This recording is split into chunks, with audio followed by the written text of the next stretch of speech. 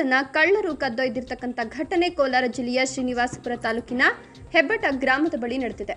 ರೈತ ಅನಂತ್ ಎಂಬುವರಿಗೆ ಸೇರಿದ ಕೊಳವೆ ಬಾವಿಯಲ್ಲಿ ನೀರು ಬರದೇ ಇದ್ದ ಕಾರಣ ಕೆಲವು ದಿನಗಳಿಂದ ಕೊಳವೆ ಬಾವಿ ಕಡೆ ಹೋಗದೆ ಇದನ್ನು ಗಮನಿಸಿರುವ ಕಳ್ಳರು ಲಕ್ಷಾಂತರ ರೂಪಾಯಿ ಖರ್ಚು ಮಾಡಿ ಕೊಳವೆ ಬಾವಿಗೆ ವಿದ್ಯುತ್ ಸಂಪರ್ಕ ಪಡೆದಿದ್ದ ಸುಮಾರು 400 ಮೀಟರ್ 11 ಕೆವಿ ವೈರ್ ಕತ್ತರಿಸಿಕೊಂಡು ಹೋಗಿದ್ದು ರೈತ ಕೆಪಿಟಿಸಿಎಲ್ ಅಧಿಕಾರಿಗಳಿಗೆ ಹಾಗೂ ಶ್ರೀನಿವಾಸಪುರ ಪೊಲೀಸ್ ಠಾಣೆಗೆ ದೂರು ನೀಡಿದ್ದಾರೆ.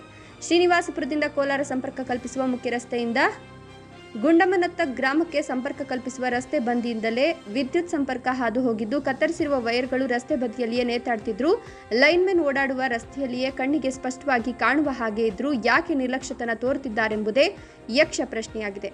ಕೂಡಲೇ ಸಂಬಂಧಪಟ್ಟ ಕೆಪಿಟಿಸಿಎಲ್ ಶ್ರೀನಿವಾಸಪುರ ಎಇಇ ಅಧಿಕಾರಿಗಳು ಹಾಗೂ ಪೊಲೀಸ್ ಇಲಾಖೆ ಅಧಿಕಾರಿಗಳು ಇತ್ತ ಗಮನ ಹರಿಸಿ ರೈತನಿಗೆ ನ್ಯಾಯ ದೊರಕಿಸಿ